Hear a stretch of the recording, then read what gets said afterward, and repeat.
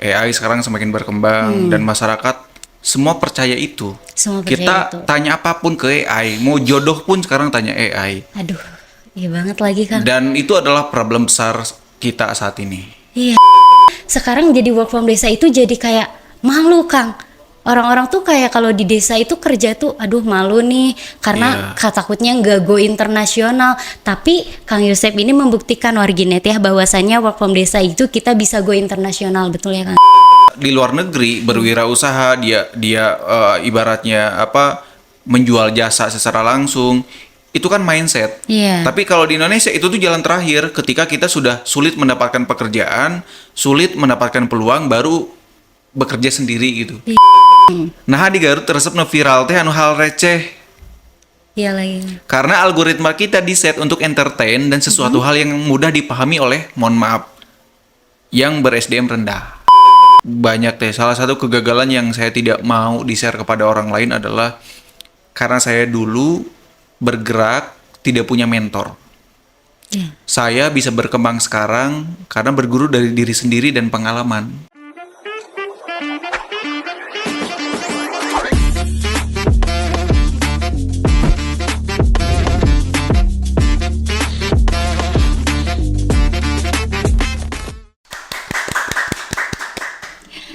Assalamualaikum warahmatullahi wabarakatuh. Halo warginet, apa kabarnya hari ini di hari Rabu yang tentunya Kabupaten Garut sekarang lagi gak nentu banget ya. Siangnya panas, ke sorenya hujan gitu ya. Tapi mudah-mudahan semuanya diberikan kesehatan dan kelancaran. Amin ya. Dan tentu saja kembali lagi saya Suci Amelia di Suara Garut. Di episode kali ini yang tentunya pasti ditunggu-tunggu sama warginet. Dan langsung aja, episode kali ini kita sudah kedatangan tamu yang istimewa yaitu Kang Yosep Maulana. Halo, apa kabar? Oke, Kang Yosep juga apa kabar? Ya sama seperti Teteh tadi, Garut tidak menentu ya. Betul. Apalagi sekarang lagi era AI sekarang kan udah agak menentu-menentu sekarang ya. Betul banget lagi, Kang. Jadi mudah-mudahan hari ini bisa jadi silaturahmi dan bisa berdiskusi dan mengedukasi masyarakat Garut. Amin, amin, luar biasa sekali. Tapi secara fisik, mental semuanya sehat mungkin ya. Sehat, Jasmaninya sampai sehat. bisa hadir di Suara Garut Betul. ini. Keren banget ya, luar biasa sekali. Suara Garut sekarang kedatangan Kang Yosep yang sudah menyempatkan waktunya untuk hadir. Mohon maaf terlambat gitu. Nggak apa-apa, berarti ini udah mencerminkan banget ya kalau misalnya narasumber kita, tamu kita pada hari ini emang super sibuk banget ya Kang Yosep ya. Luar biasa lah. Luar biasa sibuk. Tadi dari mana Kang sih hari ini udah Tadi kesibukannya? pagi saya Vicon sama tim yang di Rusia. Luar biasa. Karena kan ada pengembangan teknologi di Rusia udah selesai. Siang meeting sama tim Jakarta, sore tadi ya meeting sama Bu Wakil Bupati Garut lah. Widih. Jadi ya meskipun kita berada di mana-mana, jangan lupain Garut gitu aja. Ini nih udah jadi bridging yang banget di awal nih openingnya ya, karena udah di-spill tadi dikit-dikit, udah IT, kemudian kesana kemari gitu ya, tapi tetap ujung-ujungnya jangan lupain Garut. Nah Jangan itu lupain penting. Penting banget ya Kang ya. Berarti udah jadi spill juga mungkin buat warginet di sana bahwasannya pada hari ini Kang Yosep selain dari background akademisi yang luar biasa sekali, karena Kang Yosep juga dosen juga ya Kang ya. Iya. Dosen juga di Uniga dan juga di ITG Garut, Di betul ya ITG. Kang ya. Oke. Dan hari ini tentunya kita akan membahas mengenai hal yang lagi rame-ramenya sekarang apa sih Kang?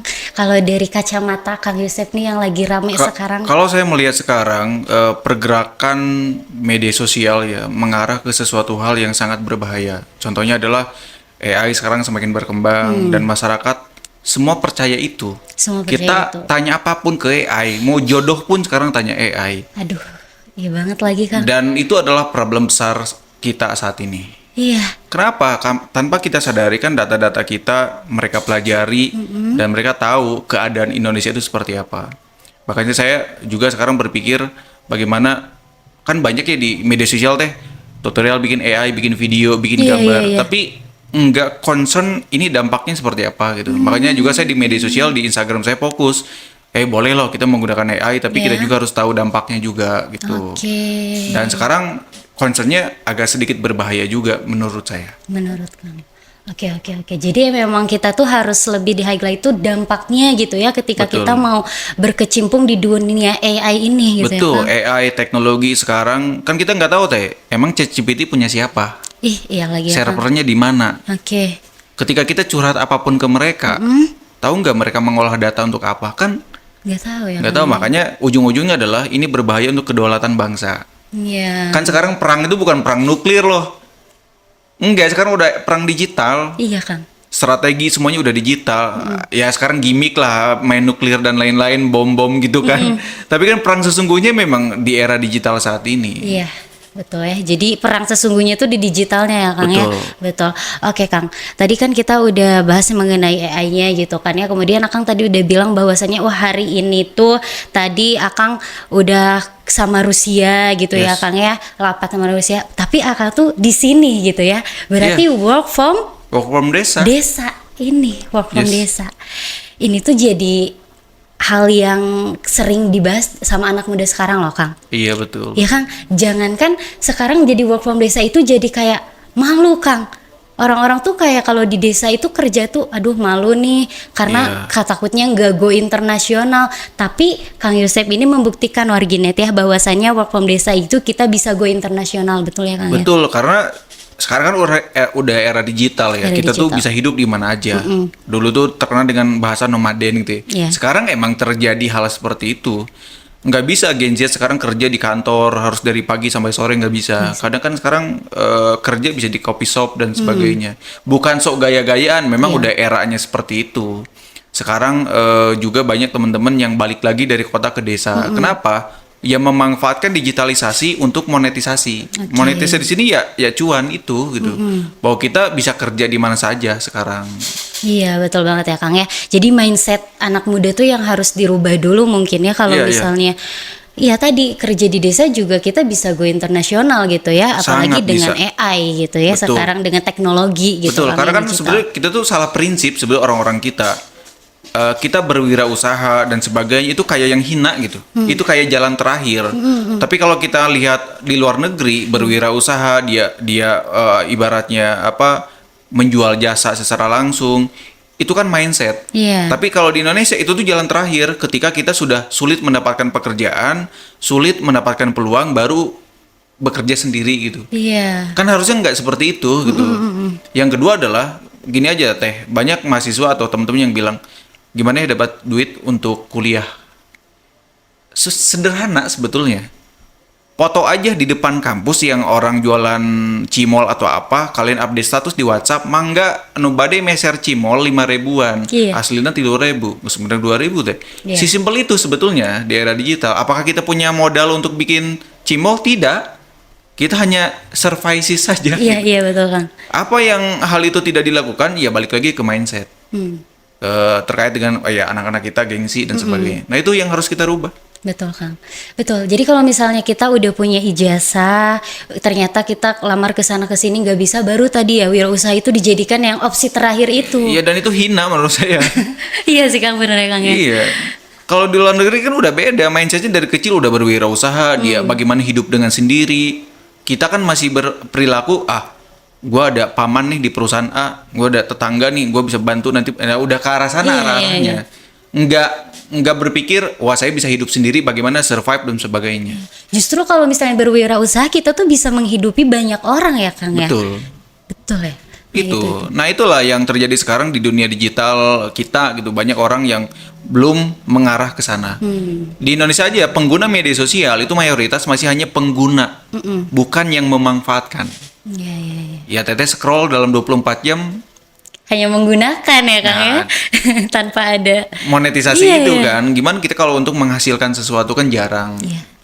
Nah, makanya kenapa warganet di Indonesia ya, kenapa di Indonesia itu paling suka yang Indonesia di Garut.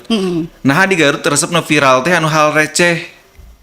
Iya lagi. Karena algoritma kita di-set untuk entertain dan sesuatu hal yang mudah dipahami oleh, mohon maaf, yang ber-SDM rendah. Kayak gitu. Jadi hal yang receh, jalan rusak, kemudian artis cerai dan sebagainya itu viral di algoritma kita. Iya. Beda algoritma Cina sama Amerika. Mereka algoritmanya untuk bisnis.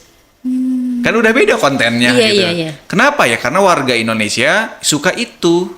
Dan itu lebih mudah nggak sih Kang ya untuk kita kalau misalnya mau ke dunia digital, karena ya tadi SDM kita sukanya yang receh-receh gitu. Iya, betul. Kalau bisa memanfaatkannya mungkin ya, Kang? Betul. Oke, adalah orang-orang yang sekarang bikin konten receh tapi untuk monetisasi. Oke, itu lebih bagus, iya. lebih bagus. Tapi menurut saya adalah yang paling bagus saat ini kita kerja di desa, membuat konten dan sebagainya. Ini yang jadi problem teh. Indonesia harusnya konten terbanyak yang paling disukai itu adalah nomor 1. Ya. Itu adalah konten kontroversi. Edukasi nomor 3.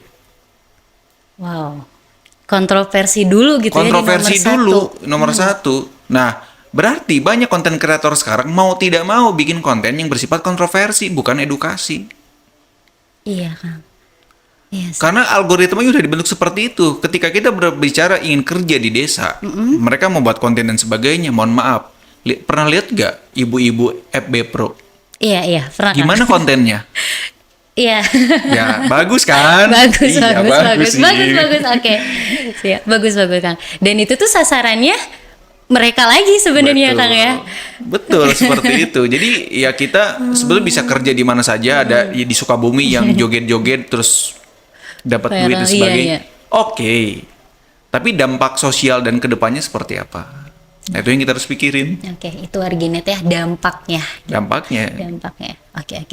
Oke Kang, tadi kita udah ngobrol-ngobrol bahwasannya Kang Yosep ini memang kita tuh sekarang dari desa gitu ya Kang. Itu berarti dari Bayongbo aslinya Kang ya? Betul, saya lahir di kaki Gunung Cikuray, Desa Pamalayan, pokoknya sajengkal di Kalangit. Bukan? Aduh, desanya tuh desa banget gitu ya. Pokoknya kalau mau ke puncak Cikuray lewat desa saya dulu.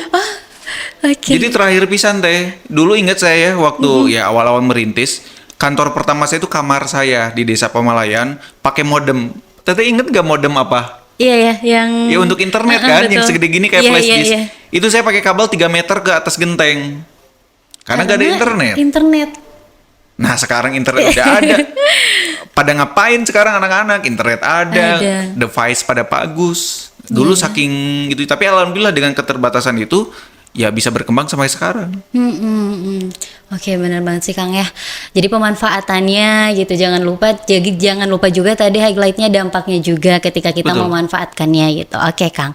Oke Kang Yosep kan nanti sebelum kita akan membahas terkait dengan data, saya mau tanya dulu nih kalau bagi Kang Yosep gitu ya, di luar dari gelar akademis Akang yang luar biasa itu gitu, sebenarnya Akang ini ingin dikenal sebagai sosok yang seperti apa gitu secara sederhananya. Saya ingin dikenal sebagai orang yang akan mengedukasi masyarakat di kacamata teknologi teh. Oke. Kenapa? Karena masyarakat Indonesia sekarang masih memiliki mindset yang kurang di bidang teknologi. Makanya saya fokus juga di Garut bagaimana mengedukasi masyarakat berdasarkan data dan teknologi. Kita boleh teh semua berbicara. Oke. Tapi kalau berbicara dengan data, fakta dan teknologi itu makin trust. Jadi saya di Instagram dan sebagainya ingin dikenal sebagai orang yang bisa mengedukasi Iya. apapun itu tapi melalui kacamata teknologi. Oke. Kalau ingin mengedukasi dengan kacamata teknologi gitu Betul. kan ya. Tapi juga ini untuk warga-warga Garut kan ya Kang, terkhususnya kayak gitu Betul. kan. Nah, kalau untuk Akang sendiri gitu, ya bagaimana nih Akang untuk mengedukasi warga Garut nih ya, khususnya para remaja gitu kan ya, anak muda yang mempunyai mimpi besar Kang, tapi satu prinsipnya itu sampai berani bilang kalau misalnya dunia itu, bagaimana Kang bisa bilang kalau misalnya dunia itu bisa digenggam walaupun kita tuh masih di Garut gitu. Sebenarnya sederhana gini ya. Selama kita terkoneksi dengan suatu internet, berarti kita terhubung dengan dunia luar. Masalahnya adalah seberapa besar orang memanfaatkan internet untuk itu. Nah, pertanyaan sederhananya adalah banyak tidak anak muda yang memanfaatkan internet untuk membangun network, untuk membangun potensi. Bukan hanya sebatas scroll yang tidak berfaedah, apalagi main game sebetulnya yang tidak berfaedah. Tapi kalau main game untuk membangun relasi, kompetisi dan sebagainya, it's okay. Oke. Tapi masih banyak teman-teman hanya terbatas dalam hal entertain. Dan itu tidak menguntungkan. Entertain kan kita spending, bukan kita get money. Iya, iya, iya. Nah, boleh kita main entertain, tapi bagaimana kita get money dari situ? Kita bisa jadi gamer profesional dan sebagainya kan bisa. Tapi jarang mau ke arah sana. Nah, salah satu mindsetnya adalah yuk gunakan internet dan device kita yang apa adanya itu untuk bisa menghasilkan uang. Jangan sampai, wah saya mah nggak bisa bikin konten dan get money kalau saya nggak pakai iPhone. Kan banyak yang kayak gitu. Iya, banyak lagi Kang. Saya nih, ini handphone saya 700.000. Saya mampu nggak beli iPhone 14 atau 15 hari ini? Sangat mampu ya Sangat Kang. mampu, tapi buat apa? Saya selalu mengukur sesuatu hal untuk kebutuhan. Dan memang pemanfaatkan. Untuk video saya cukup aja pakai Samsung ini. Ini juga udah lama, udah rusak, tapi masih it's okay. Termasuk ketika awal saya di Desa Pamalin itu menggunakan laptop itu yang sederhana sekali laptopnya. Harganya dulu tuh 3 juta, bekas saya ngejual sapi. Karena saya juga kan orang tua ada sapi, ya namanya juga di lembur atau ya. Iya, iya. Saya membesarkan sapi dan sapi itu dijual, saya beliin laptop. Tapi saya manfaatin. Tapi ingat waktu itu ada teman saya yang udah punya laptop dengan spek tinggi, Iya. dipakai untuk main PES. Saya laptop sederhana digunakan untuk create project, Iya. karya dan sebagainya, itu berdampak beda. Artinya kalau pertanyaan teteh seperti itu, balik lagi ke mindset bagaimana si device yang kita miliki dan penggunaan internet itu kita bisa manfaatkan semaksimal mungkin. Pemanfaatannya berarti ya. Kang, Betul. ya? Oke. Tapi kan kalau misalnya dari Akang Yosep sendiri, pernah nggak sebelumnya mencoba atau emang dari awal tuh di Garut gitu? Pernah nggak keluar dulu gitu? Kemana? Saya memang dari SD sampai kuliah S1 di Garut, tapi pernah juga kuliah di Australia dan juga pernah beberapa ke negara. Bahkan kalau saya berbicara negara ya udah kemana-mana. Tujuannya Iya, apa? iya. Ya belajar dan ngerjain project lah. Makanya kalau ngelihat potensi yang ada di Kabupaten Garut, saya sekarang udah punya mapping. Banyak di Garut itu banyak teman-teman yang bekerja di industri kreatif dan saya selalu kasih project dari luar negeri. Contoh kemarin ada anak-anak programmer, saya kasih project dari Malaysia. Ada anak-anak yang dia konten kreator, bikin konten-konten gitu, saya ambil project dari Singapura. Dikasih-kasih aja. Jadi project yang ada di luar negeri saya bawa ke Garut. Luar Kayak gitu. biasa, Itu Kang. juga kan untuk ya memanfaatkan potensi lokal untuk Iya, bisa go iya. internasional. Iya, iya Kang. Pemberdayaan. Oke, boleh tahu nggak sih Kang company-company gitu yang Akang sekarang garap dari luar negeri itu? Kalau luar negeri sekarang banyak ya. Kalau di luar negeri kebanyakan saya jadi subkon. Karena kalau mau connect ke perusahaan besar, itu kita memang harus memiliki perusahaan di situ. Nggak bisa gitu. Makanya saya ketika kemarin ngerjain salah satu BUMN di Malaysia, Iya. itu memang saya ada perusahaan namanya NS Spiral Network yang ada di Kuala Lumpur. Itu memang udah KSO dengan saya. Jadi semua project mereka ambil dan di delivery ke Garut. Nah kalau di luar negeri kayak gitu teh, nggak bisa perusahaan saya langsung kerjasama dengan perusahaan itu, nggak bisa. Nggak bisa. Oh, ada mekanismenya gitu Ada seperti itu. bisa sih, cuma memang lebih ribet aja pajak dan sebagainya Iya, gitu. iya, iya, iya. Kalau di Indonesia sekarang kebanyakan ya seperti Garuda, GMF, BUMN dan sebagainya itu banyak juga yang saya kerjain. Dan yang kerjain teman-teman Garut. Oke, oke, oke, Kang. Tapi kalau misalnya yang dari luar negeri itu mengharuskan Akang, ada gak untuk perusahaan yang mengharuskan Akang untuk stay di sana? Enggak. Nggak ada. Nggak ada. Cuma ada paling ketika ada meeting-meeting tertentu, sebenarnya mereka kan nggak ribet orangnya ya. Iya. Udah aja online full. Tapi di sisi lain ingin silaturahmi lah bahasan gitu. Ya saya, Pak Ihan ya berangkat. Kayak kemarin berangkat di Belanda sebulan gitu. Ya udah di sebulan aja di Belanda gitu. Ke Swiss 2 minggu balik lagi. Oke, berarti nggak ada gitu ya sejauh ini yang mengharuskan Akang untuk di Nggak sana. ada sih. Karena kan kita konsepnya jadi remote worker. Oke, oke. Di situ oke. aja. Selama kita levelnya di remote worker, ya udah nggak bisa seseorang itu membatasi saya untuk standby di sana terus. Oke, oke, Kang. Nah, tadi dengan sebanyaknya yang Akang garap sekarang gitu kan ya.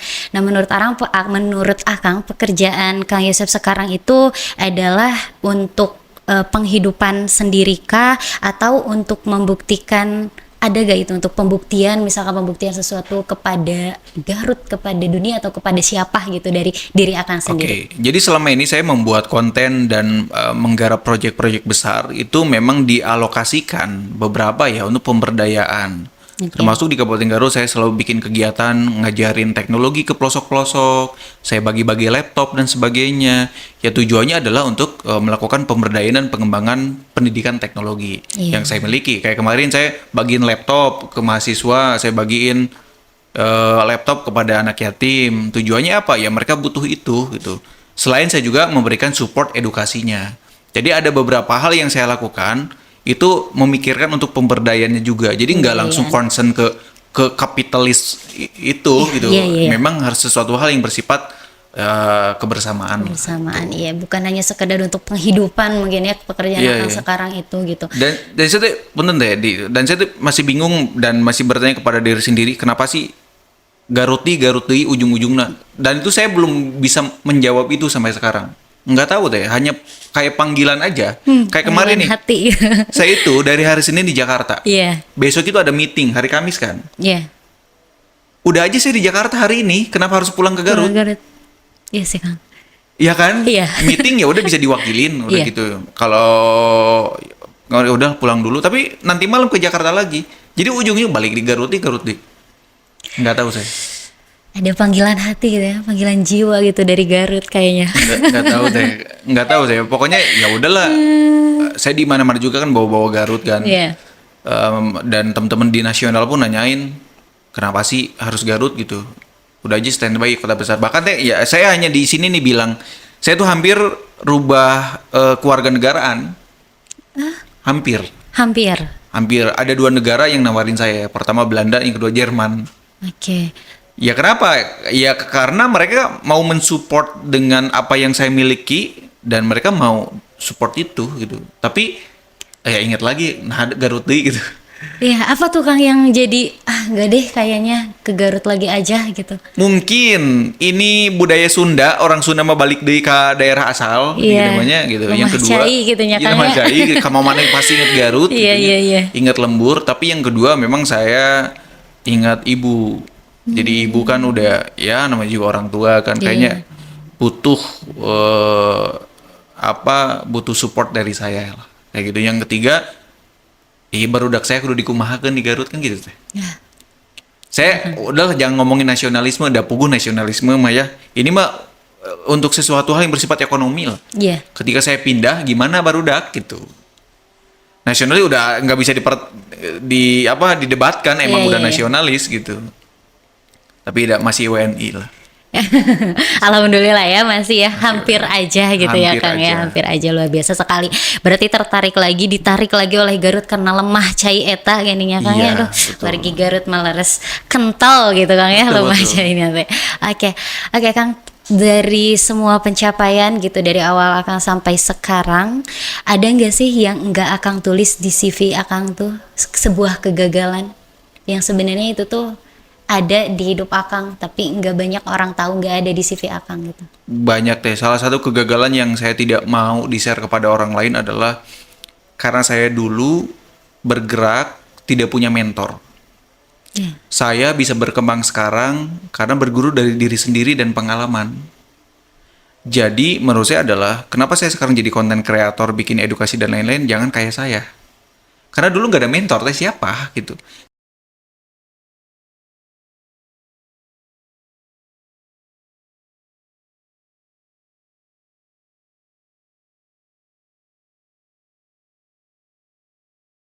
Saya dari keluarga petani. Iya, Emang nanyain Windows 7 ke bapak kan nggak mungkin gitu kan. iya Pak. Jadi ya bergerak dengan apa yang saya temukan, ketemu dengan seseorang, gagal ya udah gitu. Hanya segitu teh. Jadi itu yang saya tidak mau teman-teman lakukan seperti itu. Makanya teman-teman kalau mau grow up harus ada mentor. Minimal ada seseorang yang dipegang kalau kita butuh sesuatu ya ke dia gitu. Penting banget ya Kang mentor tuh. Penting, dan saya nggak punya mentor dari dulu. Mentornya pengalaman aja teh.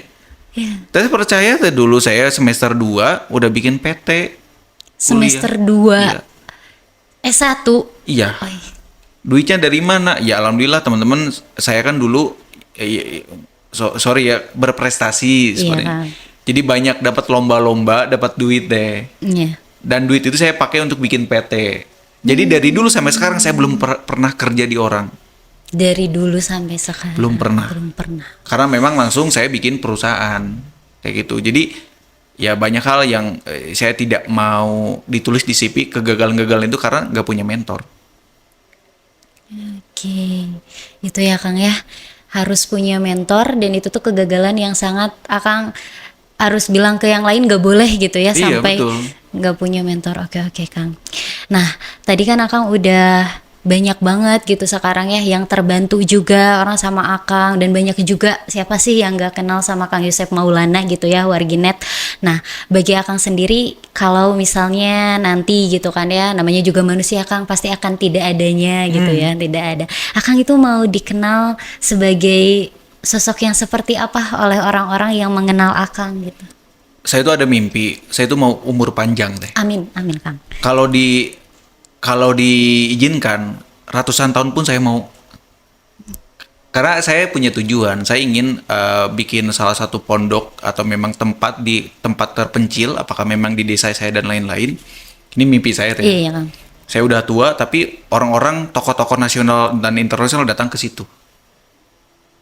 Saya ada mimpi ke arah sana. Ada mimpi ke arah sana. Jadi kalau ada pertanyaan seperti itu, ya saya berharap saya ingin dikenal dengan sebagai orang yang menjadi agen perubahan aja buat masyarakat dan sebagainya. Tapi memang dari kacamata saya di dunia teknologi lah.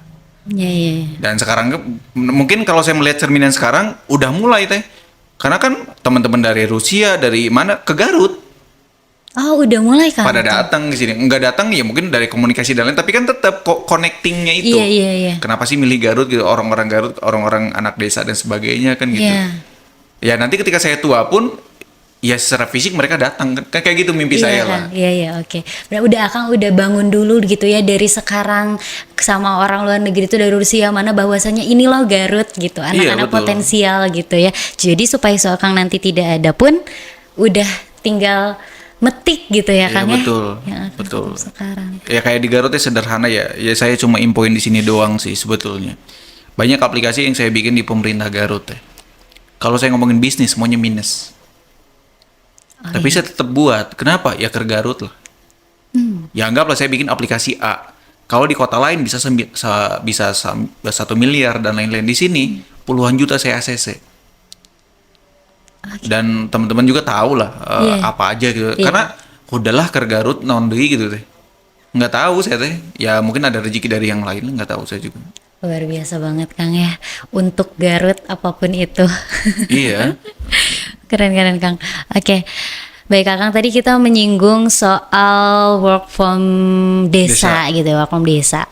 Nah itu kan sebenarnya bukan hanya soal pindahin laptop Kang dari yang harusnya di kantor tadi di luar negeri jadi ke rumah Akang di desa, cuman di teras rumah, bukan hanya seperti itu ya Kang ya.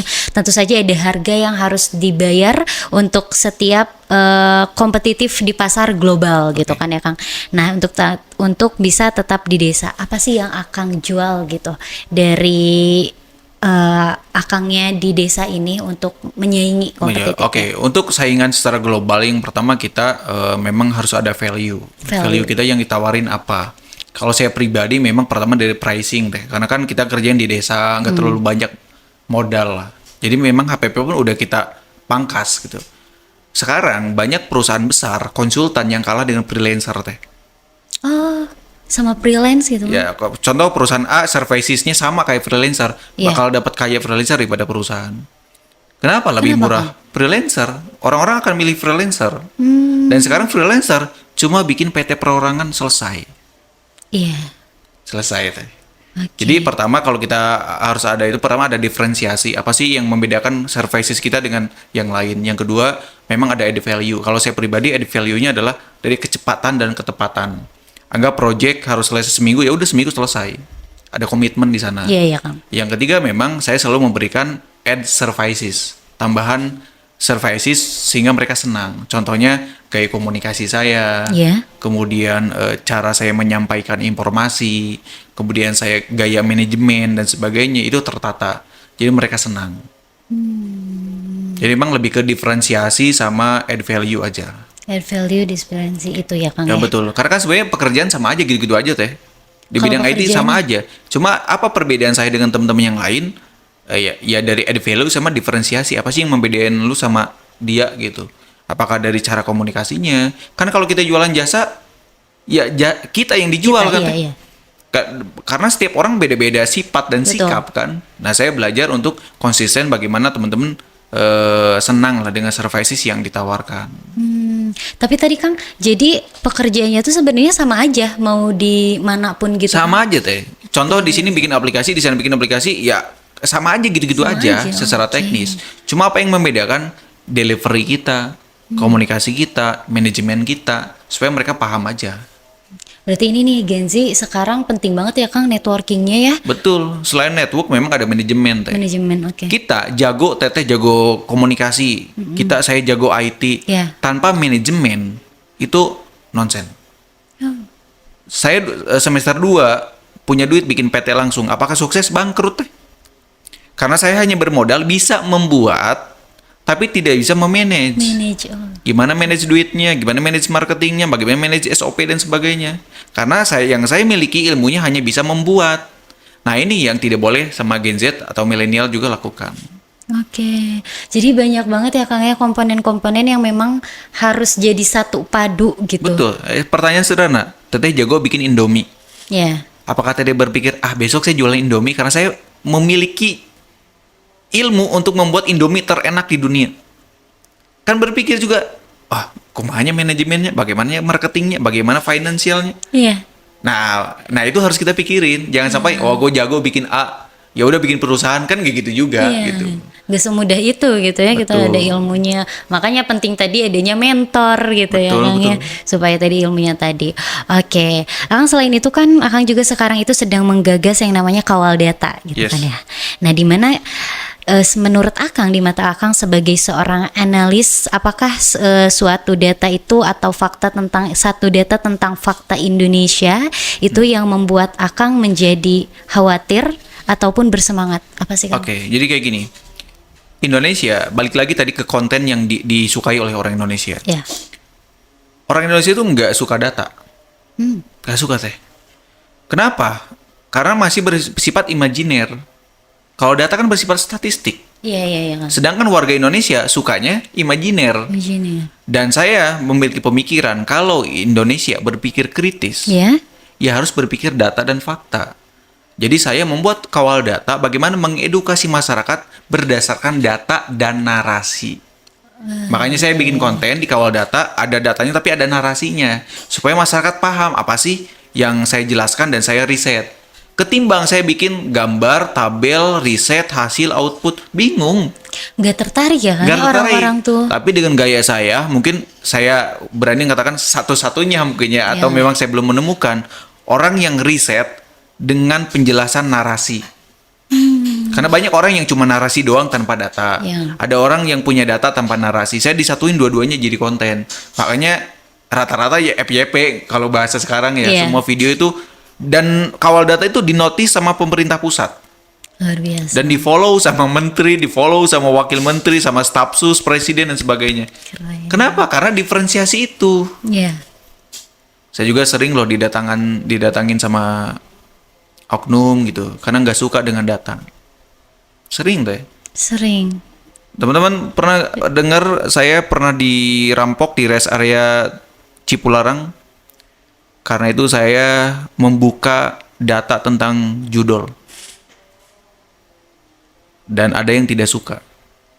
Nah itu negatifnya teh.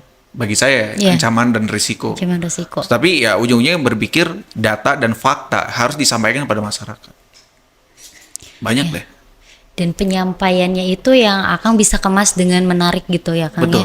Sehingga orang-orang tuh mau gitu untuk Betul. lihat, membaca gitu kan. Teteh lihat deh di Instagram atau official pemerintah yang ngeluarin data tapi bersifat tabel. Paham nggak? Susah. Iya, jangankan dibaca kayak udah dilihat aja. Apa sih Apa gitu? sih? Iya, betul. Nah, makanya saya kawal data itu adalah menggabungkan antara metode data riset dengan narasi. Luar biasa Kang. Itu ya. Dan sorry, kawal data itu ada 3 loh. Ada kawal data intelijen, jadi kita tuh bikin teknologi teh, tools untuk bisa analisis isu di media sosial. Dengan tools itu Teteh tahu di Garut anu viral naon.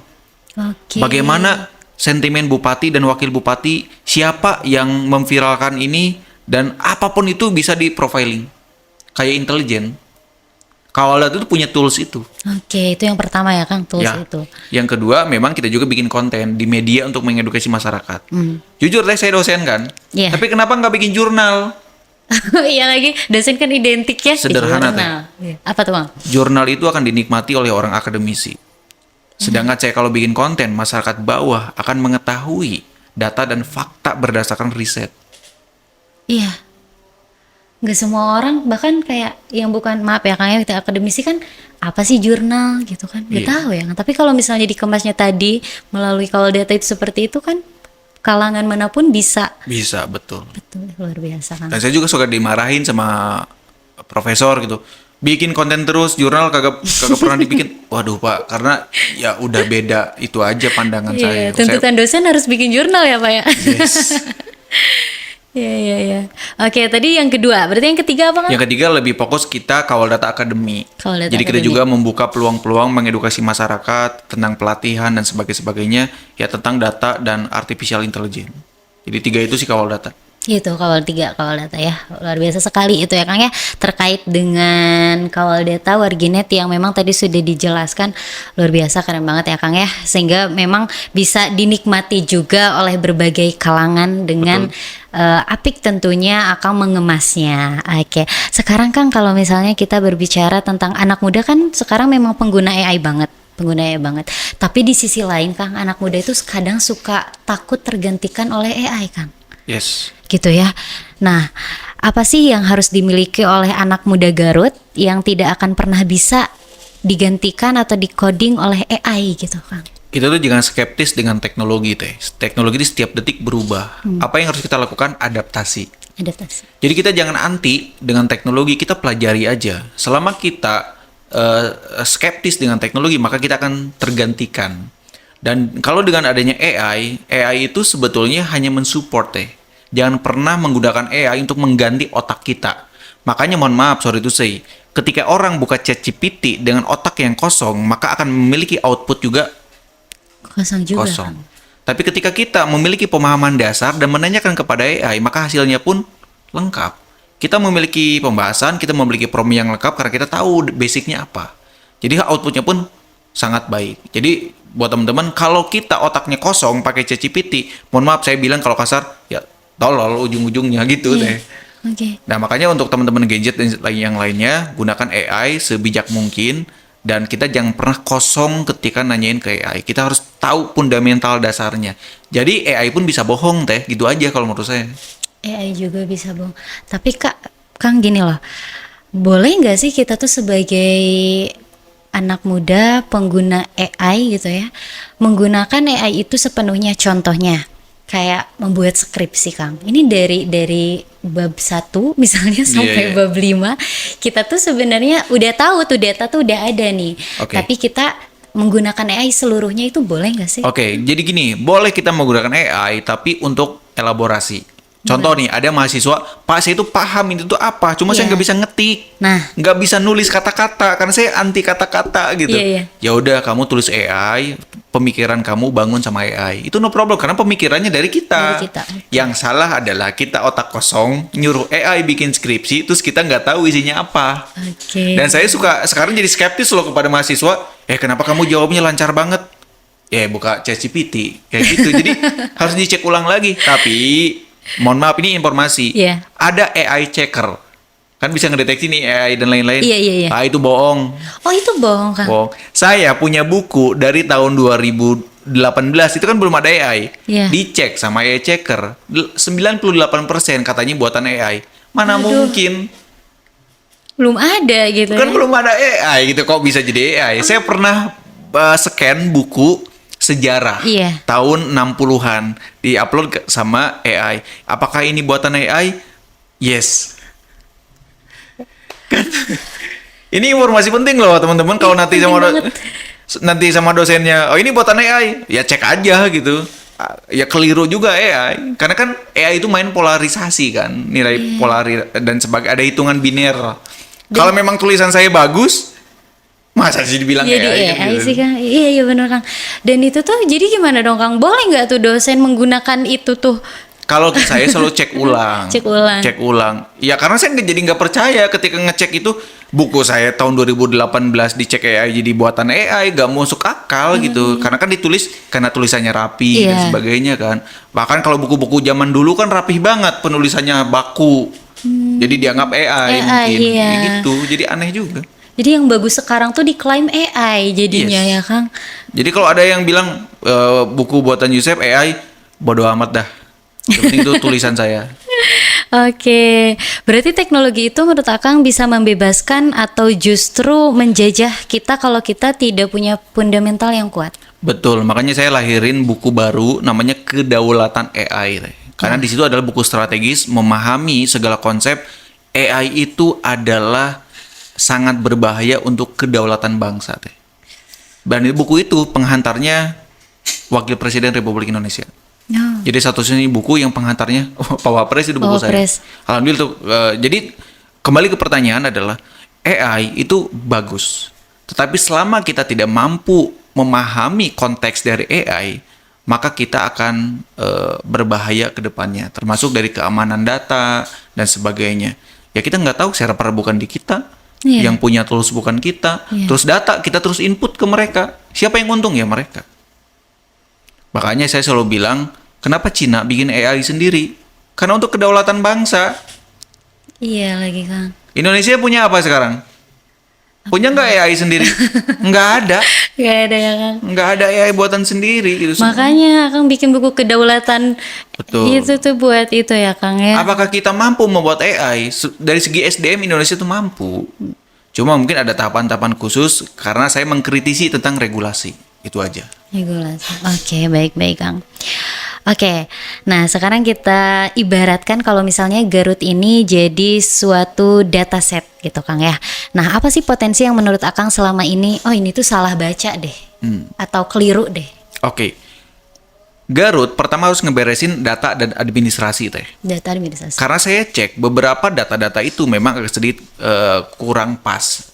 Contoh, kita melihat kebijakan pemerintah kan semuanya by data. Ketika datanya salah, ya udah kebijakan di bawah pun salah kan. Jadi memang data harus dibereskan dengan konsep penerapan big data. Big data itu, jadi kita di dinas A punya data, di dinas B punya data. Kenapa sih nggak satu data biar semuanya saling terkoneksi gitu? Kan sekarang dinas A punya data, dinas itu punya data dan beda. Masing-masing gitu Masing-masing itu sangat berbahaya. Jadi kalau kita lihat kapasitas Garut dengan data ini, pertama kebijakan daerah harus dibentuk berdasarkan data dan fakta, bukan berdasarkan asumsi, dan itu berbahaya. Yang kedua adalah data sebagai fundamental untuk pengembangan sumber daya manusia. Tanpa data kita tidak tahu struktur ke depan dan masa lalu itu seperti apa. Kan kita kalau ngomongin statistik bisa tahu apakah kita jadi positif jadi negatif. Nah di situ sih kalau untuk Garut secara sederhananya. Sejarah sederhananya seperti itu ya. Nah kalau menurut Akang juga buat Garut ini bisa nggak sih suatu saat itu bukan dikenal sebagai dodolnya aja, dengan dodolnya aja gitu, tapi bisa jadi Silicon Valley-nya Jawa Barat. Saya maunya ke arah sana. Yang paling dibutuhkan adalah dari regulasi, yang kedua adalah dari kekompakan teman-teman anak muda di Garut, Oke. yang ketiga adalah potensi ekonomi digital. Karena pusat pun sekarang tidak memasukkan metrik ekonomi digital sebagai salah satu pertumbuhan nasional. Masih ke hilisasi sumber daya alam.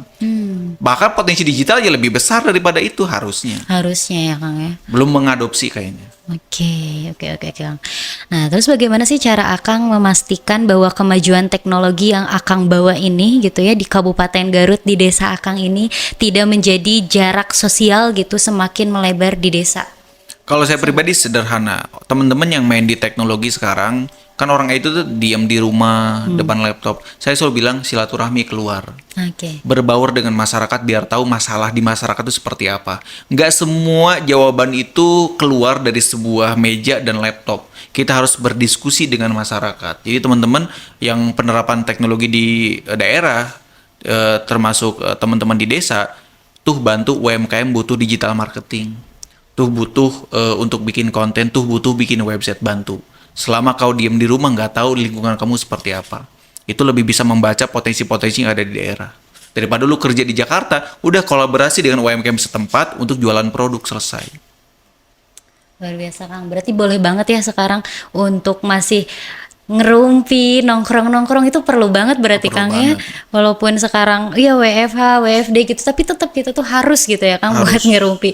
Ya itu jangan dihilangin tuh teman Warginet ya, buat nilai esensi dari ngerumpi itu tuh sebenarnya ini gitu ya Kang Betul. ya. Sosialnya supaya tidak berjarak. Nah, sekarang deh Kang untuk anak muda Garut gitu ya, yang misalnya cuman punya HP-nya speknya rendah gitu, nggak iPhone gitu ya, kuota terbatas, tapi punya mimpi besar. Apa langkah pertama dan paling realistis untuk mereka yang bisa dilakukan besok banget, jangan dinanti-nanti gitu Kang? Jual produk yang ada di sekitar dan cari tahu add value-nya apa sehingga kau bisa ambil produk itu dan dikemas sebaik mungkin untuk mendapatkan harga yang lebih bagus. Dengan konsep seperti itu, kamu bisa jadi berwirausaha tanpa modal. Oke, luar biasa. Yang di sekitar aja yang Di sekitar paling deket aja, gitu. di sekitar lu ada yang jual baju, ya udah fotoin bajumu, update status di WhatsApp, dimasukin ke grup apapun itu, dijual baju dengan harga sekian. Iya, nggak usah mikirin ribet-ribet produksi atau gimana Iya. ya Kang? Nggak bisa bikin foto karena kameranya jelek, pakai AI selesai. Ini pemanfaatan tadi ya Kang. Betul. Balik lagi ke mindset sih. Oke, luar biasa Kang. Oke, terus kenapa sih bagi Akang begitu percaya kalau misalnya kolaborasi gitu Kang, itu penting banget, jadi kunci bahkan padahal di dunia IT ini orang-orang kan sebenarnya cenderung kerja sendiri-sendiri ya Kang ya, kalau misalnya di IT. Kenapa sih Kang? Saya selalu percaya ketika kita bersilaturahmi dan berkolaborasi dengan banyak orang, semakin banyak peluang yang akan kita create. Boleh kita berkomunikasi secara digital, tetapi kita sebagai manusia harus memiliki komitmen tepat bahwa sisi kita harus bersosialisasi. Jadi kolaborasi itu adalah bagian terpenting ketika kita mendapatkan peluang-peluang yang lain. Hanya 1% pekerjaan yang dipublish, 99% adalah orang terdekat. Artinya ada orang dalam dan sebagainya. Saya belum pernah open recruitment dan lain. Ngomong aja ke teman, teh ada nggak teman yang bisa anu? Berarti hanya 1% pekerjaan dan peluang yang dipublish, sisanya kedekatan. Kalau kita tidak berkolaborasi, bersilaturahmi, mana ada kita dapat peluang itu? Oke. Peluang itu hadir dari kolaborasi Kolaborasi. tadi ya Kang. Makanya gabunglah komunitas, gabung apa, jangan anti-sosial. Jadi jangan patahin lah stigma bahwasanya orang-orang AI itu apa sih Kang, jadi berjarak gitu ya, antisosial. Jangan sampai kayak gitu. Jangan ya, Kang. kayak gitu. Patahin tuh stigma itu ya, Warginet. Oke. Baik, Akang terakhir deh ini. Silahkan nih untuk Warginet yang setia nonton dari tadi nih, dari awal sampai akhir ini, mungkin satu pesan penutup untuk Warginet yang sedang berjuang, yang merasa lahir di tempat yang wah ini lainnya kayaknya aku di tempat yang salah nih karena merasa lahir di Garut gitu kan, atau sedang ragu dengan mimpinya sendiri. Oke, saya ingin menyampaikan bahwa dimanapun kita berada, peluangnya adalah tergantung skill kita. Skill kita, kalau kita punya value, mau dimanapun hidup, kita pasti hidup. Masalahnya adalah, apakah kalian punya skill? Kalau tidak punya skill, belajar. Kalau tidak mau belajar, ambil dari berbagai sumber. Entah itu dari YouTube, dari media sosial, itu adalah sumber edukasi. Apa yang muncul di beranda kita hari ini, cerminan diri kita. Kalau lu suka dengan konten agama, berarti kontennya pun memang agama. Kalau di konten lu paling banyak konten yang bersifat seks dan sebagainya, berarti otak kau memang udah di situ mainnya. Artinya kembali lagi pemanfaatan digital, bahwa cerminan diri kita adalah apa yang ada di dunia digital saat ini. Jadi gunakan teknologi untuk bisa lebih kreatif dan bisa menghasilkan. Itu sih deh saya. Luar biasa. Keren banget Warginet. Alhamdulillah, berarti tadi sebagai satu closing statement dari Kang Yosep ini, alhamdulillah sudah disampaikan bahwasannya skill tadi ya, dimanapun Warginet berada gitu, dari desa pun tadi Kang Yosep sendiri berasal dari yang sangat desa gitu ya Kang ya, Yes. tapi bisa go internasional. Jadi skill dari Warginet tentunya yang paling penting. Oke, alhamdulillahirrahmanirrahim. Tentunya kami ucapkan terima kasih kepada Agrapana Furniture, Asgatur, Asga Umroh, Garut Souvenir yang tentunya. Wah, saya juga suka ke Asgatur dan Asga Umroh itu. Serius Kang? Iya, pokoknya the best lah itu. Kan emang udah gak usah Iya. diraguin lagi. Itu Ini yang furnitur siapa? Agra. Harus support saya. Oke, masuk banget ini, luar biasa sekali. Oke, warginet, alhamdulillah, terima kasih banyak yang sudah nonton sampai akhir. Tentunya suara Garut, suara Anda kami beritakan. Nah, kalau misalnya mau diberitakan nih buat warga warginet yang ingin mengirimkan beritanya yang terkini, tentunya langsung aja dihubungi 0811 220 335. Oke, siap. Baik, Kang Yosep, terima kasih banyak Hatur nuhun atas waktunya, partisipasinya. Mudah-mudahan silaturahmi kita bisa terjalin Insya lagi ya Kang ya, bisa bertemu lagi dengan lain waktu. Terima kasih warginet. Wassalamualaikum warahmatullahi wabarakatuh.